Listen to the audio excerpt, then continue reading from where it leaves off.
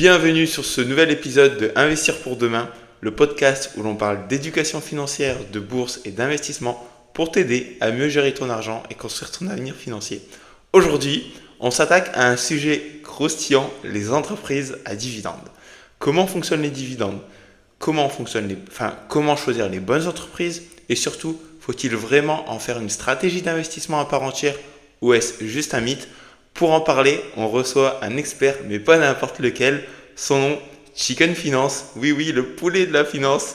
Donc, non, vraiment, c'est pas une blague. Pour des raisons de confidentialité, notre invité restera en poulet tout au long de ce podcast. Donc, ceux qui nous écoutent en audio manqueront d'ailleurs cette belle image.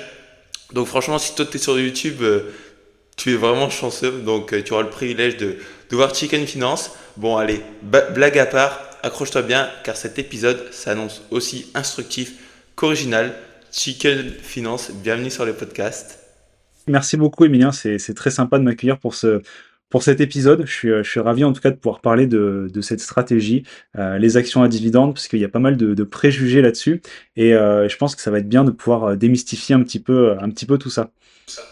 Avec plaisir, c'est toujours, je t'avoue que c'est toujours impressionnant de parler à un poulet, mais bon, ça fait l'affaire. Donc, comment? Non, je dis, je peux comprendre. C'est vrai que ça peut être intimidant au départ, mais il n'y a aucun souci. Moi, je suis là pour en mode détente. Il n'y a pas de problème. On va parler d'un sujet qui est. On est là pour ça. Donc, est-ce que pour démarrer le podcast, tu pourrais un peu te présenter? Moi, je m'appelle Julien, donc plus connu sous le nom de Chicken Finance. J'ai 29 ans. J'ai commencé à investir un petit peu en bourse dans les années, enfin, on va dire 2020-2021. C'est vraiment l'année où j'ai commencé, 2021. Au départ, je me suis plutôt concentré sur l'immobilier, puisque bon, quand on veut commencer à investir, surtout en France, on a tendance à se diriger naturellement vers l'immobilier, hein. C'est l'un des actifs qui est le plus connu en France et l'un des plus réputés aussi. Donc je me suis tranquillement dirigé vers l'immobilier. Je me suis formé énormément sur le sujet, etc. Et puis en fait, quand j'ai commencé à me lancer là-dedans, je me suis rendu compte que c'était pas forcément quelque chose qui était fait pour moi. C'était pas le type d'actif que je préférais. Ça demande du temps. Ça demande aussi de l'investissement de soi, hein, c'est important. Et voilà, donc je me suis vite rendu compte que c'était pas forcément l'actif le plus adapté pour moi. Puis je me suis tranquillement formé un petit peu sur d'autres types d'investissements, un petit peu les crypto-monnaies, et ensuite, un petit peu plus tard, la bourse. Et voilà, vraiment, j'ai tout de suite compris que la bourse était vraiment quelque chose qui était beaucoup plus adapté pour moi, puisque ça demande beaucoup moins de temps que d'autres actifs comme l'immobilier, justement, par exemple. Encore faut-il être bien formé, évidemment. Donc voilà, j'ai pris le temps de me former sur l'investissement en bourse, et puis petit à petit, j'ai peaufiné ma stratégie vers une stratégie 100% dividende, 100% action à dividende. Et aujourd'hui, c'est vraiment la stratégie qui me permet d'être serein et c'est la stratégie qui répond le plus à mes objectifs et à ma situation. Ok. Et donc, toi, tu as commencé à te mettre à partir de quand, quelle année sur les actions à dividendes? Alors, on va dire que mes premiers investissements en bourse, c'était pas forcément des actions à dividendes, j'investissais un petit peu au feeling. C'était début 2021 et petit à petit, en fait, pendant toute l'année 2021, j'ai peaufiné un petit peu ma stratégie. Voilà, je savais pas trop au départ vers quoi je me dirigeais. Et puis voilà, fin 2021, je me suis vraiment focus 100% actions à dividendes. Voilà, je me suis vraiment rendu compte que c'était ce qui était le plus adapté, en tout cas pour mon profil. Pour ta stratégie. Ok, génial. Ben écoute, là, ce que je te propose, c'est que dans un premier temps, on fasse comprendre un peu à la communauté ce qu'est les dividendes, tout ça. Ensuite, c'est comment choisir, toi, les bonnes entreprises à dividendes, les points d'attention, les erreurs à éviter. Et pour finir, dans une troisième partie, faut-il vraiment investir sur les entreprises à dividendes? Je pense que ça peut être intéressant de parler de ce sujet. Est-ce que c'est bon pour toi, Julien? Ouais, bien sûr, aucun problème. C'est vrai qu'il y a pas mal de choses à dire, je pense, sur les dividendes. C'est un petit peu mal compris et souvent il y a beaucoup de personnes qui osent pas trop se lancer. Donc voilà, je pense que ça peut être super intéressant de parler de tout ça, ouais, effectivement. Génial. Bah écoute, pour commencer, je pense que ce qui serait intéressant de parler, c'est pourquoi une entreprise déjà elle verse des dividendes. Alors, l'entreprise, elle verse un dividende. Déjà, il faut comprendre ce que c'est un dividende. Un dividende, c'est une partie des bénéfices qui va être reversée aux actionnaires finalement pour pour un petit peu les fidéliser, les récompenser de détenir une action de l'entreprise en question. Et voilà, l'entreprise, avec ce bénéfice, elle peut faire un petit peu ce qu'elle veut, elle peut rembourser de la dette, elle peut investir dans sa croissance, elle peut faire vraiment tout un tas de choses, et notamment, du coup, verser un dividende à ses actionnaires pour, bah, comme je disais, donc, les récompenser, les fidéliser un petit peu de détenir les actions de cette entreprise. Ok, ouais. Et ça va dépendre également du niveau de l'entreprise, la durée. Par exemple, si tu prends une entreprise qui démarre, il y a peu de probabilité qu'elle verse des dividendes, alors qu'une entreprise à maturité, elle va verser plus de dividendes, c'est bien ça? Bien sûr, en fait, une entreprise, quand elle se lance, quand elle démarre et quand elle s'introduit en bourse, ce qu'elle va chercher à faire avant tout, c'est de la croissance. Elle va chercher à réinvestir beaucoup de capital pour se développer, pour grossir et voilà, se développer finalement au fur et à mesure. Et en parallèle, on a d'autres entreprises qui sont bah, au contraire plus vieillissantes. Et alors attention, ça ne veut pas dire qu'elles n'en font plus de croissance, mais ce sont des entreprises qui sont bah, déjà bien implantées dans leur secteur et qui ont peut-être besoin d'un peu moins d'argent pour se développer, et au contraire, bah, du coup, vont pouvoir récompenser leurs actionnaires. Alors ça peut être des versements de dividendes, ça peut être aussi des rachats d'actions. Ça permet aussi bah, de fidéliser l'actionnaire. Donc voilà, il y a plusieurs types d'entreprises, effectivement, mais souvent les entreprises à dividendes, ce sont des entreprises qui sont un petit peu plus vieilles et qui ne sont pas, voilà, c'est pas des entreprises qui démarrent, hein. Ouais, ouais, c'est ça. Et peux-tu définir le payout ratio pour les gens qui nous regardent? Ouais, bien sûr, le payout ratio, effectivement, c'est un critère important. Alors, comme plein d'autres, hein, bien sûr, quand on fait une analyse financière d'une entreprise, il y a plein d'indicateurs à regarder. Mais effectivement, quand on investit dans les actions à dividendes, le payout ratio, c'est un critère important. C'est en fait le pourcentage de bénéfices qui va être reversé sous forme de dividendes, en fait. Donc, voilà, un payout ratio un peu trop élevé, ça peut vouloir dire qu'une entreprise verse trop de ses bénéfices aux actionnaires, et au contraire, une entreprise qui a un payout ratio assez faible, bah, c'est une entreprise qui voilà, peut encore se permettre de garder une grosse partie de ses bénéfices pour faire plein d'autres choses, hein, comme je le disais. Euh, donc voilà, le payout ratio, assez important à regarder. Et si on devrait se fixer un payout ratio idéal, alors c'est toujours compliqué parce qu'il y a plein de types d'entreprises différentes, hein, évidemment. Les entreprises du secteur de la tech, si elles ont un payout ratio trop élevé, ça peut nuire un petit peu à leur croissance. Au contraire, des entreprises de la consommation courante, comme je disais, qui sont déjà très très bien implantées dans leur secteur, ben, elles peuvent avoir un payout ratio un petit peu plus élevé.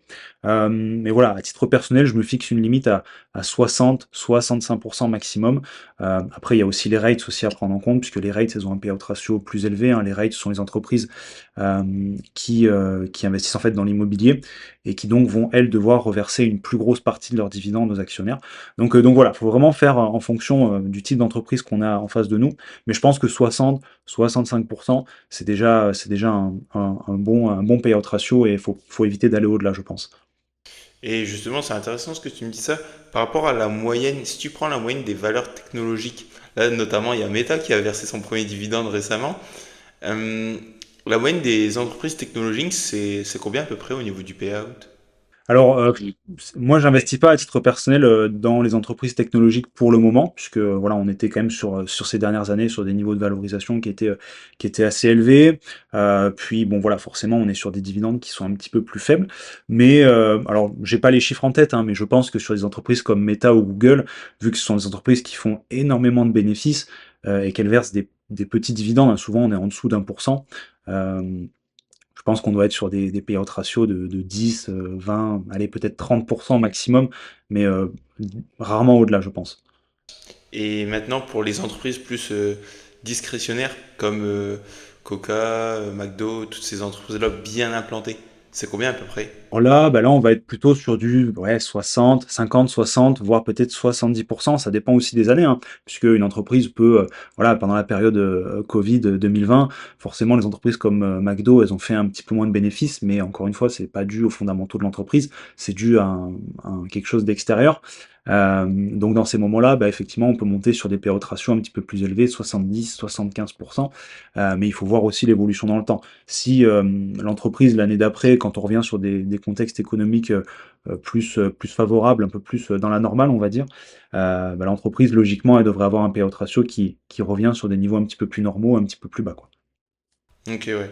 Ouais, et puis après, comme tu disais tout à l'heure, c'est possible qu'elle fasse une exception, des rachats d'actions, davantage de rachats d'actions et tout. Donc ça peut jouer sur le payout ratio et notamment la somme du pourcentage, enfin le rendement versé du dividende. Bien sûr, exactement. Ouais, c'est pas mal il y a pas mal de critères importants effectivement à regarder, hein, mais c'est vrai que comme on le disait, le payout ratio, c'est important à mon sens de jeter un œil dessus et pas forcément à l'année dans laquelle on va investir, mais sur 2, 3, 4, 5 ans, voir un petit peu comment l'entreprise se comporte vis-à-vis de son dividende en fonction du contexte économique. Ouais, voilà, carrément. Et maintenant, à propos des avantages et des inconvénients du fait d'investir dans les actions en dividendes. Je suis chaud qu'on en parle, alors on pourrait commencer davantage par les avantages. Ouais, alors les avantages, effectivement, bah, il y en a plusieurs. On va venir après sur les inconvénients, parce que pour moi, peu importe la stratégie, il y aura toujours des avantages et des inconvénients. Mais les avantages, bah, c'est déjà une certaine sérénité bah, surtout comme on le voit en ce moment avec les marchés qui sont pas mal baissiers. Alors on s'en rend peut-être pas compte quand on a un petit portefeuille, mais c'est vrai que quand on commence à avoir un gros portefeuille et que en marché baissier, certes on voit nos actions baisser, mais qu'en parallèle on reçoit 100, 150, 200, 300 euros de dividendes, bah, il y a un côté psychologique qui est rassurant puisque ça nous permet quand même d'avoir une certaine liquidité, peu importe ce qui se passe en fait sur les marchés. Et après l'autre avantage, c'est que si on regarde un petit peu les études, alors souvent les études vont jusqu'à à peu près 2020 sur les actions à dividendes, on peut voir que souvent les entreprises qui sont capables de verser et d'augmenter leurs dividendes au fil du temps sont des entreprises qui vont bah, souvent sur le long terme surperformer un petit peu le marché. Et également, ce sont souvent des entreprises qui ont un bêta, enfin qui ont une volatilité qui est beaucoup moindre par rapport au marché. Et donc en fait, c'est vraiment ce côté bon père de famille, en fait, tranquillité d'esprit qu'on a avec les actions à dividendes. Donc voilà, c'est pour moi, c'est les plus gros avantages en tout cas de cette stratégie. Ouais, tu vas chercher aussi potentiellement des entreprises low volatility, donc qui ont peu de volatilité. Tu parlais du bêta. Mais également, ça peut être des entreprises de qualité, tu vois. Donc ça peut être intéressant aussi. Parce qu'elles sont bien implantées et tout. Et maintenant, au niveau des autres avantages, il y a pas comment dire, le fait d'investir sur un dividende, sur le long terme, les intérêts composés. J'avais vu un exemple avec Coca-Cola par rapport à Warren Buffett. Et le fait qu'il avait investi il y a 40 ans, aujourd'hui, bah, son rendement, c'est autour de 50%, je crois. Ouais, c'est ça, c'est ce qu'on appelle en fait le yield on cost, le rendement sur coût d'achat. Effectivement, quand une entreprise elle verse un dividende et qu'elle l'augmente sans interruption en fait au fil des années, eh bien si on achète l'action à un prix relativement faible, euh, eh bien plus tard, si on garde l'action 20, 30 ans et qu'elle continue de verser son dividende et de l'augmenter, effectivement on va avoir un rendement par rapport à notre prix d'achat qui va être bien supérieur. Et donc justement, c'est là qu'on va voir aussi toute la magie des intérêts composés, puisqu'on va continuer de réinvestir naturellement nos dividendes, etc. etc. Donc c'est vrai que c'est intéressant, et c'est aussi intéressant pour quelqu'un qui cherche, donc comme moi, hein, c'est mon cas, à se constituer finalement une rente passive en fait via les dividendes, c'est-à-dire d'avoir de l'argent qui tombe régulièrement sur notre compte, et en fait on a la possibilité après derrière, bah, soit de réinvestir cet argent, soit d'en profiter, enfin bref, on peut en faire un petit peu ce que bon nous semble. Ouais, bah ça, on en parlera justement après de ta stratégie, même dividende vs capitalisation, comment toi tu réinvestis et tout. Et donc ça, c'est pour les avantages, tu avais d'autres avantages ou maintenant tu voulais passer un peu aux inconvénients? Non, non, non, je pense on a fait le tour pour les avantages. Après, il y en a certainement d'autres, mais voilà, pour moi, c'est vraiment les plus gros avantages de cette stratégie. Et du coup, donc, si on bascule sur les inconvénients, hein, pour moi, effectivement, bah, déjà, c'est le fait qu'il y a une taxation des dividendes pour nous, en tout cas résidents français, qui est à 30%, donc ce qu'on appelle la flat tax. Si on investit, évidemment, sur les entreprises américaines, si on investit via un PEA, c'est un petit peu différent, mais là, on va parler uniquement des entreprises américaines. Effectivement, il y a cette flat tax à 30%. Du coup, on va percevoir notre dividende sur notre compte, on va être taxé et on va devoir ensuite réinvestir ce dividende. Donc forcément, voilà, ça peut paraître, bah, c'est un peu dommage. C'est vrai que sur l'instant T, on perçoit le dividende, on est taxé directement dessus. À l'inverse, par exemple, d'une plus-value, tant qu'elle est latente et qu'elle n'est pas réalisée, effectivement, on n'est pas taxé dessus. Donc voilà, ça c'est pour moi le plus gros inconvénient de cette stratégie. Et deuxième gros inconvénient, c'est que enfin, voilà, si on peut appeler ça un inconvénient, c'est que pour quelqu'un qui va rechercher à faire croître rapidement son capital, Effectivement, sur les entreprises à dividendes, comme je le disais, souvent, c'est des entreprises qui sont très matures, qui investissent un peu moins dans leur croissance, etc. Donc, bah, peut-être qu'il y a certaines années, on va sous-performer un petit peu le marché. Ça dépend également du prix d'achat, hein. Évidemment, il y a plein de paramètres à prendre en compte. Mais voilà, souvent, en phase de marché haussier, comme on l'a vu ces 3, 4 dernières années, les entreprises de la tech qui font beaucoup de croissance vont avoir tendance à superformer le marché. Et au contraire, les entreprises qui versent des dividendes, qui sont un petit peu plus matures, voilà, comme je le disais, ont forcément moins de volatilité, donc elles vont peut-être faire une performance un petit peu moins bonne, mais, euh, mais voilà, effectivement, si on se base sur du long terme, il y a quand même cette tranquillité d'esprit avec une faible volatilité et les dividendes qui continuent de tomber. Hmm. Justement, je me permets de rebondir sur ce que tu me dis par rapport à la certaine sérénité. C'est que, tu vois, moi, j'ai un peu une vision différente dans le sens où on investit dans une entreprise, il y a toujours ce risque qui est spécifique lié à une entreprise. Demain, si par exemple il y a un problème avec l'entreprise, elle va verser beaucoup moins de dividendes. Donc, tu vois, je le vois plus comme, je le vois bien comme un avantage où tu as vraiment un revenu passif, mais en cas de problème de l'entreprise, c'est que derrière, tous les montants, enfin tout le revenu que tu souhaites avoir tous les mois, bah, en fait, il peut disparaître du jour au lendemain. Bien sûr. Bah après, c'est évidemment le risque qu'on prend quand on investit en bourse, hein. Et c'est pour ça justement qu'il y a plusieurs stratégies qui existent. Il y a également les ETF, voilà, il y a les actions de croissance, les actions type value, etc. Donc vraiment, chacun peut y trouver son compte. Mais effectivement, c'est vrai que voilà. Après, je pars du principe que si on a un portefeuille qui est quand même relativement bien diversifié, avec des entreprises qui sont, comme je le disais, bien implantées dans leur secteur, normalement, on limite quand même pas mal le risque. À titre personnel, je vois mal des entreprises comme Coca-Cola ou Procter Gamble, par exemple, faire faillite et ne plus verser de dividendes, ou du moins disparaître dans les 5, 10, 15 prochaines années, très honnêtement. Donc après, voilà, c'est une question de choix, évidemment. Il y a des entreprises qui, on l'a vu, hein, il y a des dividend kings qui ont coupé leurs dividendes parce qu'elles étaient en difficulté, etc. Mais voilà, ça fait partie du jeu, effectivement, quand on fait du stock picking. Donc il faut le prendre en compte aussi dans notre stratégie. Ouais. Justement, c'est intéressant ce que tu me dis et c'est la question sur laquelle j'aimerais rebondir par la suite. On va parler un peu de comment analyser les bonnes entreprises et choisir les bonnes entreprises à dividendes. Tu parlais de Dividend King. Est-ce que tu peux expliquer déjà un peu quels sont tous les types d'entreprises à dividendes et potentiellement lesquelles privilégier et pourquoi? Donc, tu as quoi? Tu as les dividendes entreprises aristocrates, Dividend King. Est-ce que tu pourrais expliquer un peu tout ça? Ouais, bien sûr. Alors, il y en a plusieurs, hein. Alors, je les ai plus de tête exactement. Je sais que tu as les dividendes champions aussi qui versent des dividendes depuis plus de 10 ans. Mais c'est vrai que souvent, dans une stratégie dividende, ce dont on va parler, c'est des dividendes donc aristocrates, c'est-à-dire qui ont versé et augmenté leurs dividendes pendant plus de 25 années consécutives, et les dividend kings qui ont versé et augmenté leurs dividendes pendant plus de 50 années d'affilée. Donc, c'est aussi quand même quelque part une preuve de solidité de l'entreprise, puisque si elle est capable de verser, d'augmenter son dividende chaque année, depuis autant de temps, c'est que bah, voilà, elle a quand même un certain avantage compétitif, qu'elle gère bien ses finances, etc., etc. Ouais. Et donc, toi, aujourd'hui, dans ta stratégie, tu privilégies quel type d'entreprise? Alors, j'ai des entreprises qui sont des dividendes champions, donc qui ont entre 10 et 15 ans d'augmentation du dividende, puisque souvent, c'est des entreprises qui vont être un tout petit peu plus jeunes et qui donc vont avoir peut-être un potentiel de croissance un petit peu plus élevé. Mais j'ai aussi, on va dire, 70-75% de mon portefeuille qui est soit sur des dividendes aristocrates, soit des dividend kings, puisque comme je le disais, c'est voilà, ces entreprises qui sont très bien implantées euh, et qui me permettent d'avoir cette sérénité d'esprit, de me dire, voilà, ça fait 25 ans qu'elle augmente son dividende, peu importe ce qui se passe sur les marchés, on a vu la crise de 2000, de 2008, de 2020, les entreprises, elles ont quand même continué de verser et d'augmenter leurs dividendes. Donc voilà, ça veut dire que quelque part, elles sont quand même en bonne santé et il n'y a pas de raison qu'elle le coupe, je pense, dans les années à venir. Et par rapport justement à Meta, je rebondis dessus parce que c'est intéressant. Meta a lancé ses dividendes, c'est quand même une boîte qui est quand même très très bien en place depuis plus de 10 ans. Tu le vois comment ça par rapport à ses dividendes? Ben justement, c'est là qu'il y a aussi des opportunités qui peuvent être intéressantes, comme Google également, qui a versé son premier dividende l'année dernière. Ce sont des boîtes qui sont, entre guillemets, assez jeunes, hein, si on les compare à des Coca-Cola ou des boîtes comme ça.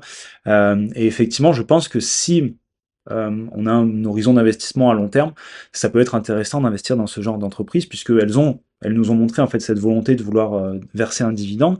Maintenant, est-ce qu'elles vont le pérenniser dans le temps? C'est ça aussi qui est toujours un petit peu délicat de savoir.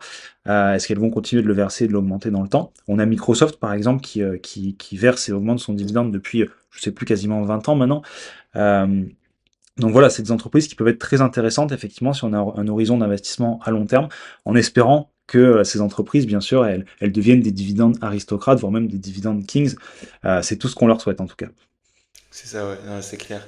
Et maintenant, par rapport aux critères clés, toi, enfin, quels sont les critères clés que tu regardes pour justement analyser une entreprise à dividende? On a vu l'augmentation du dividende et notamment que ce soit aristocrate, dividend king aussi. Est-ce que tu regardes évidemment le rendement, le payout ratio, la croissance du dividende? Bien sûr, bah déjà, je fais une analyse globale évidemment de l'entreprise, hein, savoir si ses finances, ses fondamentaux en fait sont sains. Est-ce que c'est une entreprise qui est capable de générer de l'argent, de faire des bénéfices, d'avoir un chiffre d'affaires qui est croissant au fil des années.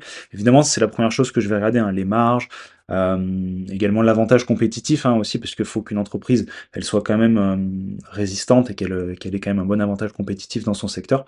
Euh, et ensuite, bah, je vais regarder effectivement, oui, des critères un peu plus spécifiques comme le payout ratio. Je vais évidemment regarder le dividende, parce que forcément, si une entreprise ne verse pas de dividende, dans ma stratégie, elle va pas forcément m'intéresser. Donc évidemment, je vais regarder l'historique de versement du dividende, l'historique de paiement, comme je disais, donc les fondamentaux. Au niveau du rendement, effectivement, je vais essayer de me fixer. Alors ça, c'est pareil, il y a toujours un gros débat là-dessus, puisque souvent, les entreprises qui versent un petit dividende, elles vont faire plus de croissance. Encore une fois, c'est pas une généralité, mais voilà, c'est quand même souvent le cas. Et au contraire, des entreprises qui vont verser entre 2 et 3 à 4% de dividendes, eh bien, c'est des entreprises qui vont investir moins dans leur croissance et donc voilà, vont faire peut-être moins de performance.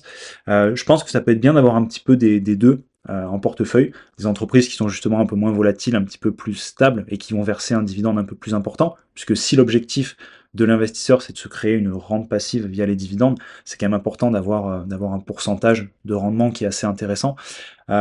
Et en parallèle, d'avoir des entreprises qui vont avoir un dividende un petit peu plus faible, mais vont avoir peut-être un petit peu plus de croissance pour pouvoir justement apporter bah, cette performance au portefeuille à long terme et profiter d'une croissance du dividende qui souvent va être un petit peu plus élevée. Ok, ok, ouais. Et tiens, ça me vient en tête, t'en penses quoi des banques, des stratégies des banques françaises qui, au final, enfin, tu regardes depuis 15-20 ans, il n'y a aucune croissance enfin, du cours de l'action. Par contre, euh, ils ont vraiment une stratégie versement de dividendes auprès des actionnaires, quoi. Bien sûr. Alors après, ça c'est une stratégie qui est assez particulière puisqu'il y a aussi un impact politique qui va rentrer dedans. À titre personnel, j'investis pas dans les banques françaises, mais effectivement, pour un investisseur qui va être à la recherche ben, d'un dividende plus ou moins stable et plus ou moins régulier, ça peut être intéressant. Encore une fois, faut bien faire ses propres recherches et bien analyser ce genre d'entreprise. Et c'est des entreprises qui, à mon sens, peuvent être intéressantes si on arrive à les acheter vraiment avec une grosse décote, c'est-à-dire à les acheter avec un prix d'achat très très intéressant, et profiter d'un dividende qui souvent va être de 5, 6, 7%. Mais encore une fois, sur les entreprises françaises, on peut le voir, on a très peu d'entreprises qui sont des dividendes aristocrates ou même dividend kings. Je crois que même qu'on n'en a pas du tout en Europe de dividend kings. Donc voilà, il faut prendre en compte ce risque et se dire, bah voilà, j'investis dans cette entreprise avec un bon point d'achat et je l'achète uniquement pour avoir ce dividende de 5, 6, 7% qui va m'être versé logiquement chaque année. Voilà, il y a plein de paramètres à prendre en compte, mais si on a cet objectif-là, pourquoi pas? Mais à titre personnel, c'est vraiment pas une stratégie que j'adopte. Ouais. Ouais, parce que je trouvais, enfin, moi j'avais analysé les banques françaises par rapport à d'autres banques, notamment évidemment les banques américaines. Et tu vois que les banques américaines, elles versent allez, 2-3%, donc c'est quand même plus faible. Mais il y a quand même déjà un petit versement, un rendement. Et derrière, il y a une rentabilité aussi avec la croissance du cours des actions qui est impressionnant, quoi. Donc c'est intéressant. Enfin, je veux dire, c'est à deux positionnements différents. Bah, c'est ça, c'est vrai que on a, voilà, il y a deux politiques de versement de dividendes. C'est vrai qu'aux États-Unis, il y a vraiment cette politique de versement et d'augmentation du dividende, puisque là-bas, leur retraite, la retraite des Américains, en fait, des particuliers américains, est faite plus ou moins de ça, ce qui n'est pas le cas ici en Europe et enfin en tout cas en France. Donc effectivement, là-bas, on a plus tendance à trouver des entreprises qui vont verser et augmenter leurs dividendes chaque année, plutôt que voilà, en France, si une entreprise elle est un tout petit peu en difficulté, bah, souvent elle va réduire un petit peu son dividende ou même du moins le stabiliser, c'est-à-dire qu'elle va ni l'augmenter ni le baisser. Donc voilà, il faut le prendre en compte. Encore une fois, je dis pas que les entreprises françaises sont moins bonnes que les entreprises américaines, loin de là, mais voilà, il faut prendre en compte cette politique de versement du dividende qui est un petit peu différente. Ouais. Et maintenant, pour un investisseur qui souhaite justement s'orienter vers les entreprises à dividendes, quelles sont les erreurs les plus courantes et les erreurs qu'il doit éviter justement quand il choisit ses entreprises? Alors, pour moi, les plus grosses erreurs, et c'est les erreurs que j'ai faites moi-même à mes débuts, c'est déjà d'investir dans des entreprises juste en se basant en fait sur le rendement. C'est-à-dire qu'on voit une entreprise qui verse 7% de dividendes, on l'achète, voilà, juste on va se dire, bah, c'est bon, je vais avoir mes 7% de dividendes qui tombent. Déjà, c'est une erreur, puisque forcément, si une entreprise elle verse un dividende, mais qu'elle fait pas un minimum de croissance derrière, voilà, si c'est pour acheter une entreprise, perdre son capital, mais juste recevoir le dividende, évidemment, c'est pas intéressant. Idéalement, c'est bien d'avoir une croissance du prix de l'action plus une croissance du dividende. Donc ça, pour moi, c'est l'une des plus grosses erreurs. Et aussi, bah, comme je le disais, d'acheter des entreprises qui ne sont pas sous-évaluées, c'est-à-dire d'acheter des entreprises qui versent un dividende, mais qui sont bien trop chères par rapport à ce qu'elles valent réellement, puisque bah, forcément, on augmente le risque de voir l'entreprise baisser pour retourner vers une valeur intrinsèque plus correcte.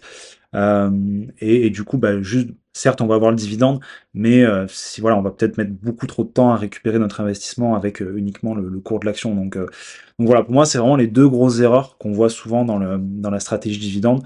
Rendement trop élevé et prix d'achat bien supérieur à la valeur réelle de l'entreprise. Ok, ok, ouais, super intéressant. C'est vrai que ça, j'avais jamais vraiment pris en compte les deux grosses erreurs, mais je pense que c'est important d'en prendre conscience, quoi.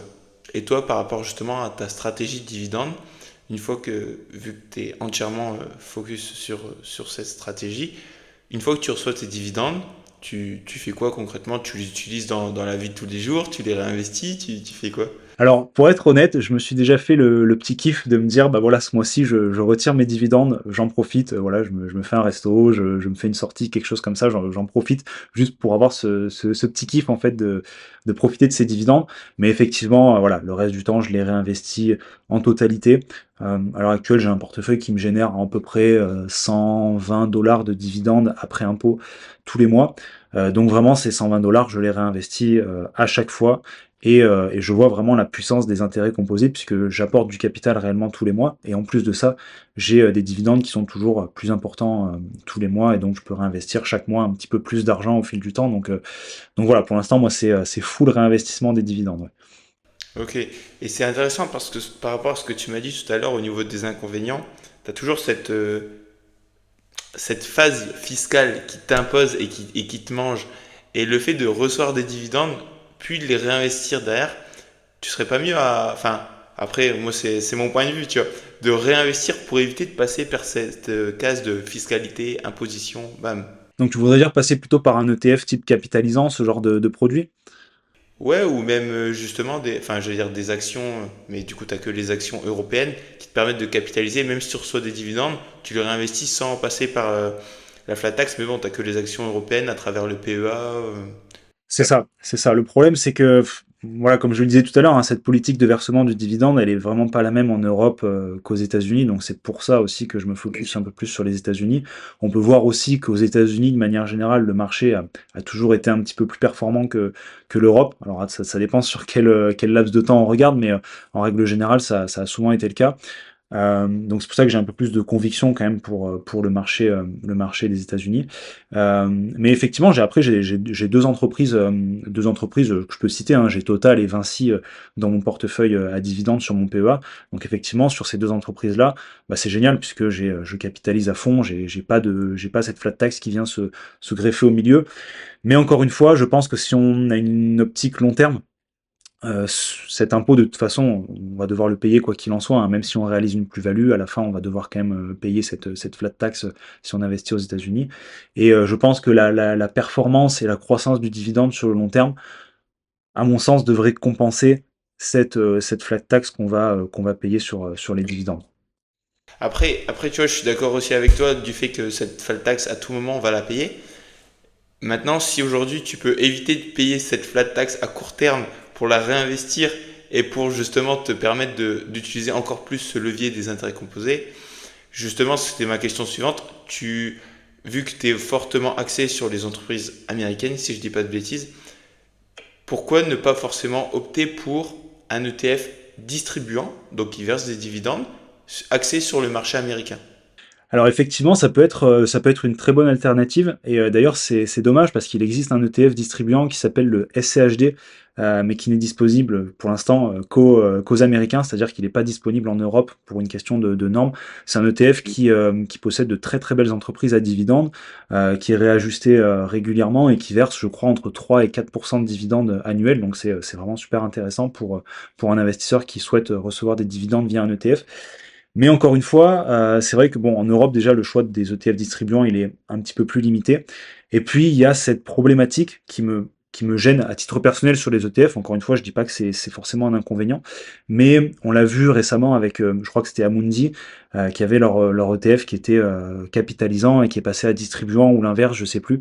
Et en fait, c'est ce côté où je n'ai pas le contrôle total de de mon investissement via un ETF qui me gêne un petit peu. C'est-à-dire que si demain l'émetteur de l'ETF il dit bah voilà j'augmente les frais de 10% ou je passe mon ETF de capitalisant à distribuant ou j'inclus des critères ESG dans mon ETF, bah, moi je peux rien dire en fait. En tant qu'investisseur j'ai pas mon mot à dire et c'est ça en fait qui me gêne un petit peu et c'est vraiment pour cette raison que je me focus plus sur les actions à dividendes. Puis ça me permet aussi de choisir mes actions, ce dans quoi je veux investir mon argent aussi. Donc voilà. Mais après, je dis pas, hein, c'est une très très bonne alternative pour, euh, pour investir dans les dividendes. Un ETF distribuant, ça peut très très bien faire le travail, évidemment. Il n'y a pas un ETF qui verse des dividendes qui est éligible au PEA? Non? Alors, je pense qu'il y en a. Honnêtement, je les connais pas de mémoire, puisque comme je te disais, je m'intéresse assez peu aux ETF, mais je sais qu'il y en a, hein. Je pense que tu dois avoir un ETF S&P 500 qui n'est pas capitalisant, qui au contraire est distribuant. Je suis quasiment persuadé qu'il y en a.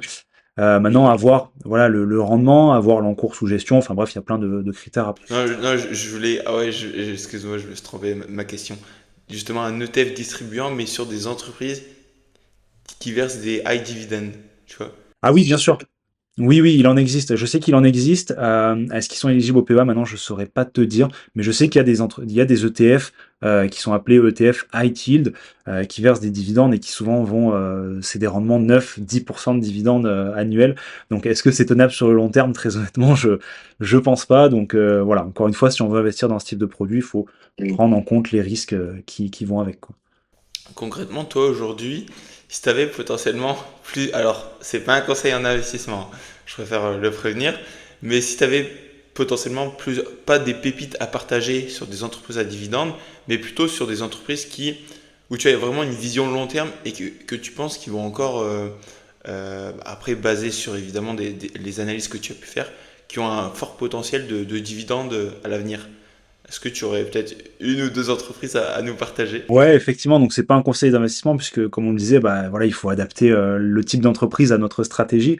Mais actuellement, si je devais citer deux entreprises vraiment que je regarde et qui sont dans ma watchlist un petit peu en ce moment, puisque je les trouve à des prix vraiment très intéressants, ça peut être Google, puisque effectivement Google, il y a une diversité des revenus qui est super intéressante.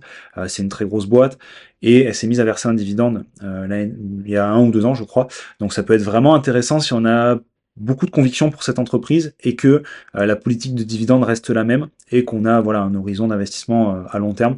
Google, vraiment à un prix très intéressant et je pense que Microsoft dans la foulée va être un petit peu dans des prix très intéressants. Pareil pour une stratégie dividende. Et ensuite, une autre que j'apprécie particulièrement, c'est PepsiCo. PepsiCo, donc valeur de la consommation courante, hein, qui vend des sodas, des boissons, etc. Je pense que c'est une entreprise qui continuera de vendre ses produits à travers le monde, qui s'adaptera peu importe ce qui se passe, et qui en plus, je trouve, est à un prix très intéressant en ce moment, puisqu'on est sur un rendement de quasiment, je crois, 3,5% pour ce genre d'entreprise. Donc voilà, si on a des fortes convictions dans ces entreprises-là, eh bien, pourquoi pas. Ok, ok, génial. Bah, merci de ton partage en tout cas. Euh, Maintenant, on va passer un peu sur une autre partie. Faut-il vraiment investir sur des entreprises à dividendes? Est-ce qu'il est possible de vivre uniquement des dividendes? Alors c'est possible, évidemment, c'est possible et je pense que c'est un petit peu le rêve de tout le monde. Et je rebondis sur la question qui va venir après, j'imagine, c'est à partir de quel capital est-ce que ça devient intéressant? Euh, je pense qu'aujourd'hui, voilà, ça dépend évidemment du rendement du portefeuille, mais si on a voilà, quelque chose d'à peu près réaliste, c'est-à-dire sur un portefeuille qui verse entre 3 et 5% de dividendes, à partir de 600 000 euros investis, ça commence à devenir réaliste puisqu'on va commencer à toucher entre 1500 et 2000 euros de dividendes net d'impôts euh, par mois. Mais encore une fois, il y a un critère qui est important à prendre en compte, c'est bien évidemment le réinvestissement des dividendes, ce qui va nous permettre de faire grossir un petit peu plus vite notre capital. Et donc au final, on n'aura pas ces 600 000 euros à mettre de notre poche euh, pour recevoir les dividendes. Et également l'augmentation du dividende dans le temps, comme on le disait tout à l'heure, et le yield on cost. C'est-à-dire que si les entreprises dans lesquelles on investit continuent de faire croître leurs dividendes, eh bien, on va avoir un rendement sur coût d'achat qui va être bien plus élevé. Et donc, voilà, on peut vite arriver à un 5, 6, 7% de rendement sur coût d'achat sur notre portefeuille à long terme. Ok, ouais. Et c'est vrai que j'avais vu aussi cette stratégie à partir de 600 000 euros avec un rendement annuel moyen de 4%. Tu seras à 24 000 euros brut, il me semble, à l'année. Ça doit être quelque chose comme ça, je pense. Ouais, j'ai pas les chiffres en tête, mais voilà, en règle générale, souvent, ce qu'on entend, c'est voilà, entre 6, 5, 600, 700 000 euros à peu près. Ça dépend évidemment du rendement et de plein de choses, quoi, ouais.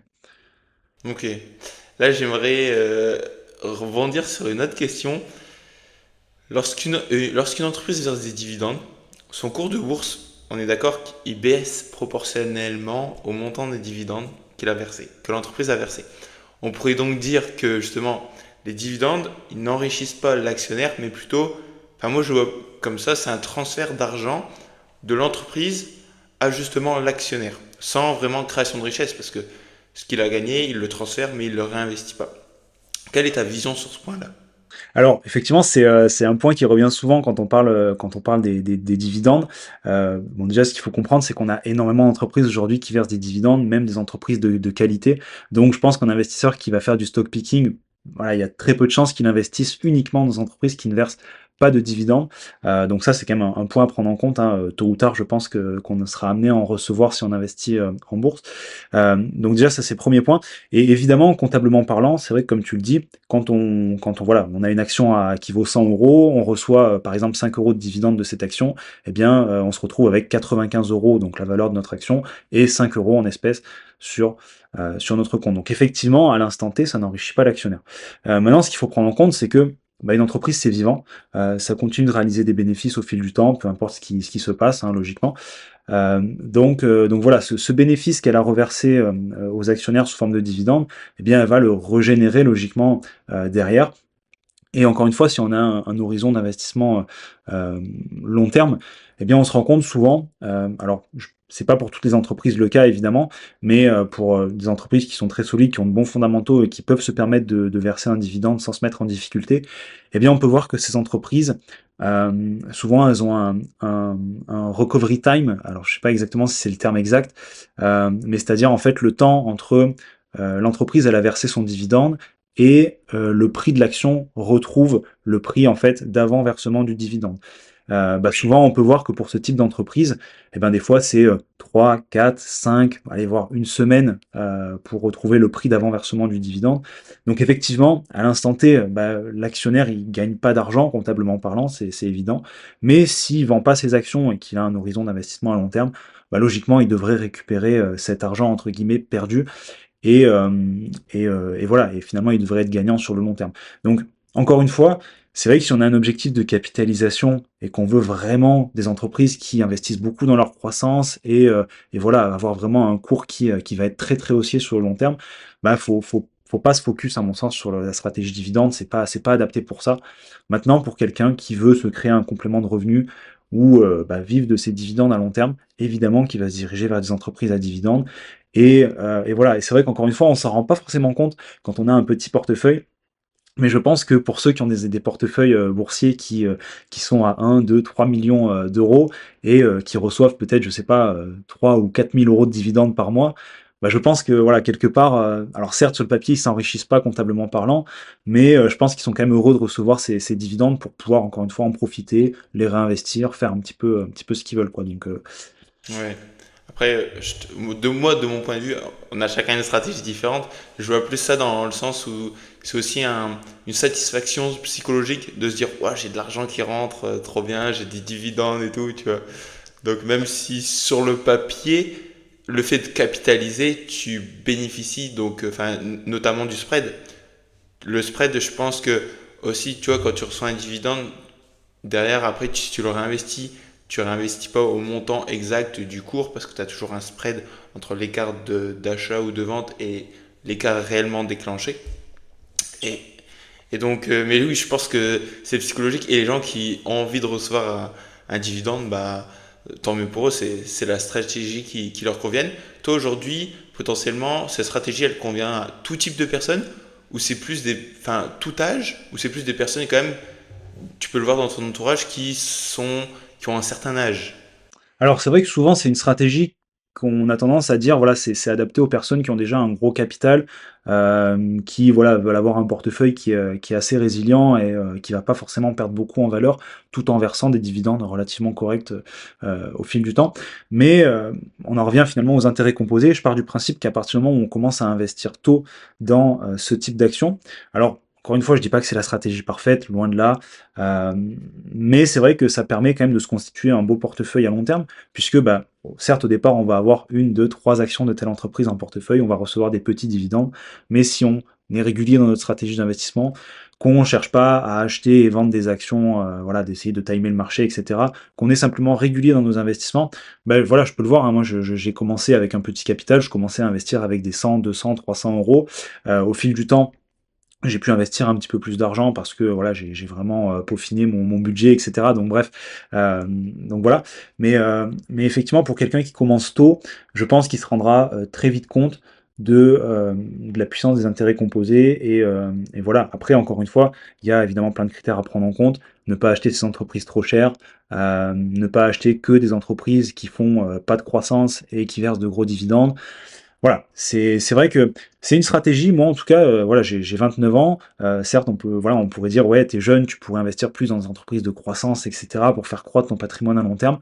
Moi, aujourd'hui, ce que je sais, c'est que je reçois quasiment 1 400 $ de dividendes net d'impôts chaque année. Ça me fait quasiment un 13e mois, donc c'est super intéressant. Et ça me permet de réinvestir ces dividendes régulièrement. Et je vois vraiment cet effet des intérêts composés, puisque voilà, tous les mois, j'investis un petit peu plus d'argent, j'ai un petit peu plus de capital à investir. Donc voilà, après, chacun l'adaptera à sa sauce. Encore une fois, il y a plein de gens qui vont dire, si vous êtes jeune, investissez plutôt dans des ETF capitalisants, plutôt dans des actions de croissance, et c'est ok, voilà, à partir du moment où on est à l'aise avec notre stratégie d'investissement et qu'on a conscience des avantages et des inconvénients de chacune des stratégies, je pense qu'après on peut se lancer et puis voilà quoi, il y a pas de problème. C'est ça, ouais. Chacun doit mettre en place sa propre stratégie en fonction de sa tolérance au risque, son aversion. Et puis voilà, moi je sais que moi ma stratégie c'est vraiment axé sur les ETF capitalisants justement. Donc, donc voilà, et ben écoute, je te remercie. Là pour finir, une dernière question. Si tu pouvais donner une seule recommandation aux investisseurs justement qui souhaitent investir dans des entreprises à dividendes, ce serait laquelle? Alors, c'est super intéressant comme question. C'est quelque chose que je dis beaucoup aux investisseurs qui débutent et voilà, qui en sont au même stade que moi, j'étais il y a 4 ans en arrière. C'est vraiment de mettre en place notre stratégie. Vraiment, définissez votre profil d'investisseur. Regardez comment vous vous voyez dans 5, 10, 15 ans. Et en fonction de ça, mettez en place une stratégie qui vous correspond. Il y a plein d'actifs disponibles, hein. On a l'immobilier, on a la bourse, on a les crypto-monnaies, on a vraiment pléthore de types d'actifs dans lesquels on peut investir. Donc voilà, mettez bien en place votre profil d'investisseur. Combien vous pouvez investir tous les mois? Est-ce que vous êtes plus ou moins résilient au risque ou pas? Et en fonction de tout ça, créez-vous une stratégie qui vous correspond. ETF capitalisant, ETF distribuant, un mix d'ETF et d'actions à dividendes, peut-être un mix d'investissement en bourse et d'immobilier, peut-être un peu de crypto. Bref, voilà, il n'y a pas de stratégie miracle à mon sens, il n'y a que des stratégies qui correspondent à des profils d'investisseurs différents. Donc c'est pour moi la première étape et la plus importante, c'est de mettre en place son profil d'investisseur et sa stratégie. Et par rapport aux actions à dividendes, ce serait quoi? La même chose, honnêtement, la même La même chose. chose, Ouais, ok. ouais, honnêtement, parce que c'est vrai que souvent on a des investisseurs qui débutent en bourse et puis ils se disent ah ouais, la crypto c'est génial à côté, je vais mettre un peu d'argent en crypto, je vais aussi investir dans des ETF, je vais aussi investir dans des actions de croissance et puis au final on se rend compte qu'ils s'éparpillent un petit peu et puis au fil du temps on a tendance à peaufiner un petit peu sa stratégie, se dire finalement ce type d'actif là ça me correspond plus. Mais voilà, c'est vrai que si je devais donner ouais, une recommandation pour les investisseurs qui ont déjà leur stratégie et qui investissent déjà dans les actions à dividendes avec leurs objectifs clairs, etc., c'est de faire attention à ne pas payer trop cher ces actions. Euh, c'est vrai qu'on a tendance des fois à pas trop s'en rendre compte. On se dit ouais, le marché il est assez haussier, toutes les entreprises sont chères, mais c'est pas grave, elles vont continuer de générer des bénéfices très rapidement, etc.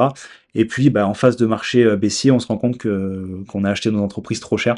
Donc prenez le temps de vous former sur la valorisation des entreprises si vous voulez faire du stock picking. Et essayez de ne pas payer vos actions trop cher, surtout si vous investissez dans les actions à dividendes.